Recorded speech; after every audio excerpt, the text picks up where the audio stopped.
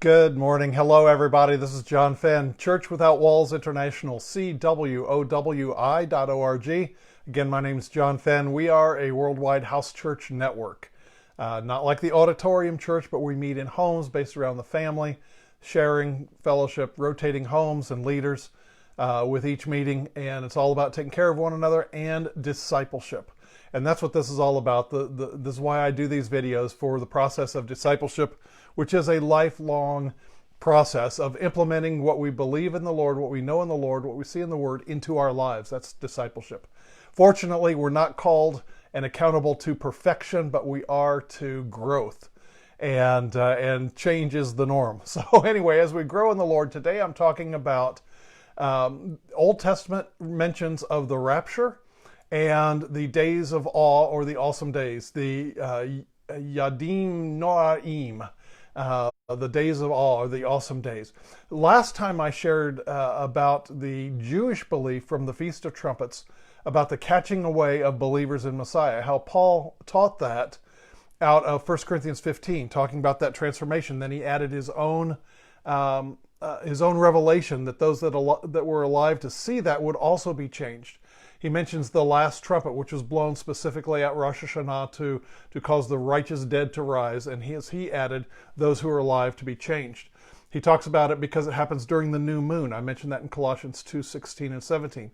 He mentions how the new moon, which is what happens at the blowing of the trumpet, happens at new moon, the time of concealment, and he says it's a shadow of something to come. So in picking up from that, knowing that the days between Rosh Hashanah and Yom Kippur, there are 7 full days between the end of Rosh Hashanah and the beginning of Yom Kippur. And as I'm recording that, we are in these days. These are called the days of awe. That is, the awesome days. Rosh Hashanah is also the day of judgment. It is when the righteous who are resurrected receive their own judgment, and then they have a 7-day, which would be 7 prophetic years, of celebration, what we call the marriage supper of the Lamb. It also involves the coronation of the King, the judgment seat of Christ, etc. But that's taking place in heaven. On earth, it is the days of awe, the days which are called the time of Jacob's trouble, the days of wrath, the days of indignation. One of the synonyms for the days of wrath, the tribulation, the days of Jacob's trouble, is also a whirlwind, that God will come or act as a whirlwind in those days. It's a day of judgment on the earth. It is believed out of the end of Malachi, where it says that God will open up the book of remembrance, that those who remember his name will open up the book of remembrance. And it is believed that, well, let me just quote from Rosh Hashanah 16b. You can go to the publication called Entering the Entering the High Holy Days. Let me see what the name of it is. Entering the High Holy Days, which is easily accessible. It's published by the Jewish Publication Society. You can go there if you don't want to read Rosh Hashanah 16b out of the Mishnah and Talmud and other writings. But this is what it says. After Rosh Hashanah, and the days between Rosh Hashanah and Yom Kippur, the awesome days, it says this: 3 books are opened on Rosh Hashanah. 1 for the holy righteous, 1 for the holy wicked, 1 for the intermediates. The completely righteous or holy righteous are sealed in the book of life. The holy wicked or completely wicked are sealed in the book of death. The intermediates are held suspended from Rosh Hashanah till Yom Kippur. If they are found worthy, they are inscribed for life. If they are found unworthy, they are inscribed for death. They are held suspended, it says. That is the intermediates, the biggest group, the common people who have not yet decided for the Lord.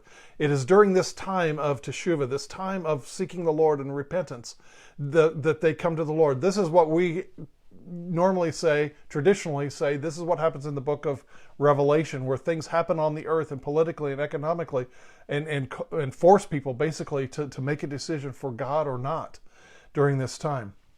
And let me, one of the things that I share about, or that I'm sharing in this time, is that during the service, it's called a Musaf service. It's kind of an additional service during Rosh Hashanah. It is said that the gates are opened at Rosh Hashanah. The gates of heaven are opened at Rosh Hashanah, and they are closed at Yom Kippur.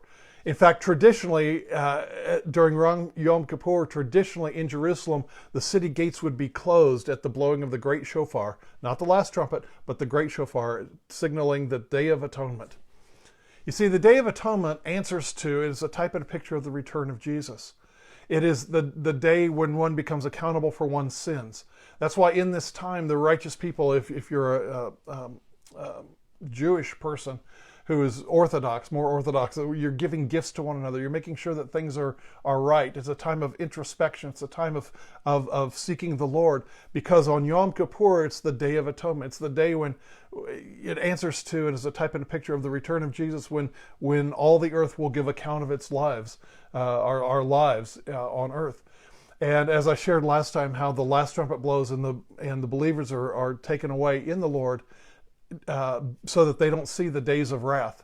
And I told you about how in 1 Thessalonians chapter 1, verses 9 and 10, how it says that Paul says we are not destined, that we've been delivered from the day of wrath, from the days of wrath. That's a Jewish idiom to talk about the time of Jacob's trouble, this time in between Rosh Hashanah and Yom Kippur.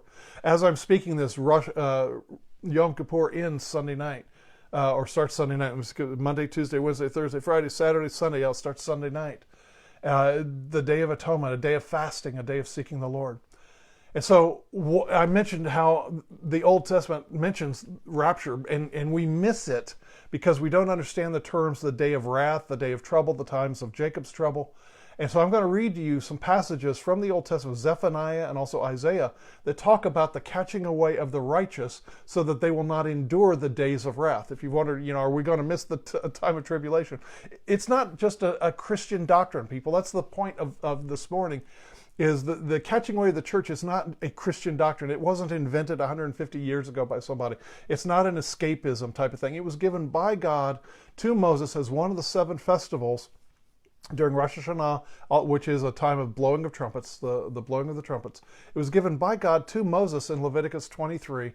And so the things I'm sharing with you are details of that. That's the amazing thing. The rapture is not it's not an invention of man. It's not a Christian thing. It's talked about in the Old Testament even.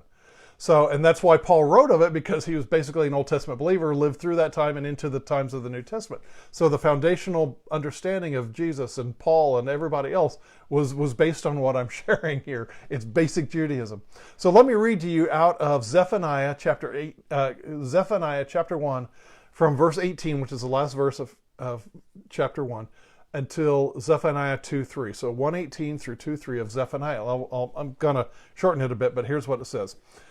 Neither, and it's again a prediction of what we call the rapture. Neither their silver nor their gold will be able to deliver them in the day of the Lord's wrath. See, that's the reference there. In the day of the Lord's wrath, the Lord's anger has come upon you. You need to seek the Lord, all you meek of the earth, who live by justice and righteousness and meekness, so that you may be hidden in the day of the Lord's anger. Now see, that hidden in the day of the Lord's anger and hidden from the days of wrath is talking about escaping these awesome days, these days of awe, the days of Jacob's trouble, the days of wrath. It's called birth pangs in Judaism as well, that you may escape these, that you may be hidden in these. Zephaniah chapter 1 I read, and 18 through chapter 2 verse 3. I may have mentioned last time, if not, I'm mentioning now, that Psalm 27 is read every single day during this time.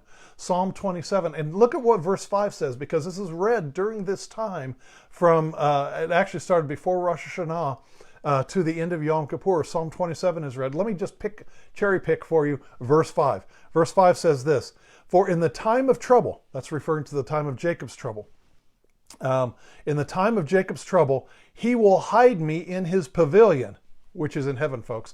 "He will hide me in his pavilion. In the secret of his tabernacle, he will hide me and protect me and set me upon a rock." That's Psalm 27:5. It's read during this time because they believe that at the blowing of the last trump, the Lord will take us away and conceal us with him, hidden in his pavilion, hidden in his tabernacle, above the days of wrath. Isaiah 57, I'm starting reading in verse 1 here. It is very simple. It's also during this time. And it's understood to be that catching away, that concealment that happens at the blowing of the last trump. Isaiah 57, "The righteous perish, nobody lays it to their heart, and merciful men are taken away. No one considers that the righteous have been taken away from the evil to come." That's Isaiah 57 and verse 1. No one considers that the righteous have been taken away from the evil to come. Isn't that an amazing thing? Also, Isaiah 26. Let me read verses 1 through 3. In that day shall this song be sung in the land of Judah. We have a strong city. Salvation will God appoint to us for walls and bulwarks.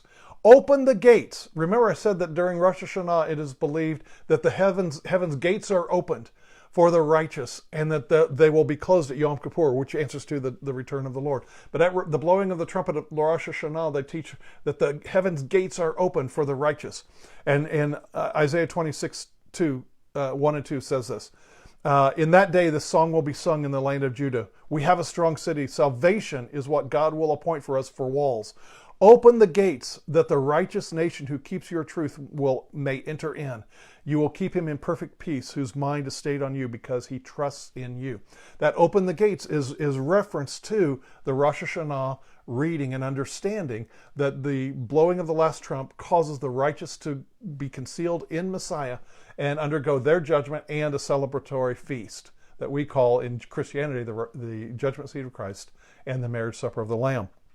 Let me finish with this. Isaiah 26, verses 19 through 21. Your dead men will live. Together with my dead body, they will arise. Awake and sing, you who dwell in dust. Your dew is as the dew of herbs, and the earth will cast out its dead. Come, my people, enter into my chambers, and shut my doors around you. Hide yourself for a moment until the indignation is overpast. For behold, the Lord comes out of his place to punish the inhabitants of the earth for their iniquity, for the earth will disclose her blood and will no more cover the slain. That's Isaiah 26, verses 19 through 21. And there it's talking again, several Old Testament passages talk about the rapture. I love Isaiah 26, 19 through 21. Your dead men will live. Together with my body we will arise. Awake and sing, you who dwell in the dust. Come, my people, enter into my chambers and shut my doors around you. Hide yourself, as it were, for a moment until the indignation has passed. What an amazing thing. See, most people who think of the rapture, and they argue it from the New Testament and understanding, they don't argue it from the Jewish understanding that it's something that God gave Moses, and it happens at the blowing of the last trumpet. It's prophesied about through these passages and more in the Old Testament. Many of the rabbis talk of it. Maimonides, the Jewish 1200s rabbi Maimonides, talks about his 13 articles of faith, and in Article 13 it talks of the righteousness, the resurrection of the righteous dead. It's all throughout the rabbis, the Jewish, through the centuries. And so what I'm saying to you is that during this time right now, that is a type and a picture of the earth, what we call the tribulation, the time of wrath, the time of indignation, the time of birth pangs, the time of Jacob's trouble, how that is going to happen in the reality. Right now we're living in that time where Rosh Hashanah, the last trumpet, is already blown. We're living in those days of awe, but before Yom Kippur, which answers to the return of the Lord. But let it still be, even though this is a type, and even though the rapture didn't happen this year, let it be a type and a shadow of repentance. Let us join ourselves in looking at our heart and thinking about that. You might even consider fasting during Yom Kippur.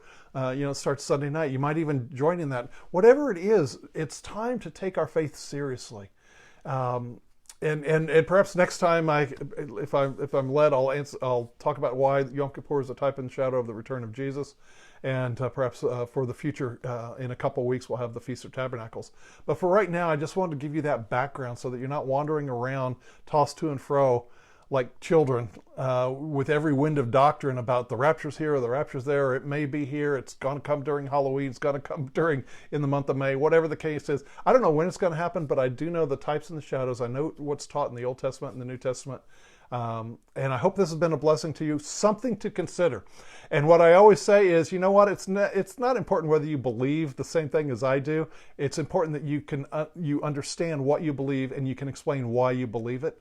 But that's why from the Jewishness, the rapture of the church, the Old Testament scriptures, there's so much more that predict this, that talk about this catching away to be where believers are hidden away during the time of indignation. So I hope you can rest in that and comfort one another with these words and rest and be at peace. But during this time, seek the Lord and let it be a season of adjusting of our hearts and to walk with him. Again, this is John Fenn, Church Without Walls International, CWOWI.org. You can go there, sign up for my weekly thoughts. Tomorrow night, if you're watching this on Wednesday, I have another Zoom meeting. I'll share this and some other things, some prophetic things the Lord told me about this fall. If you haven't signed up already, we've got several hundred who have. So, but anyway, hope it's a blessing to you, and talk to you later. Bye-bye.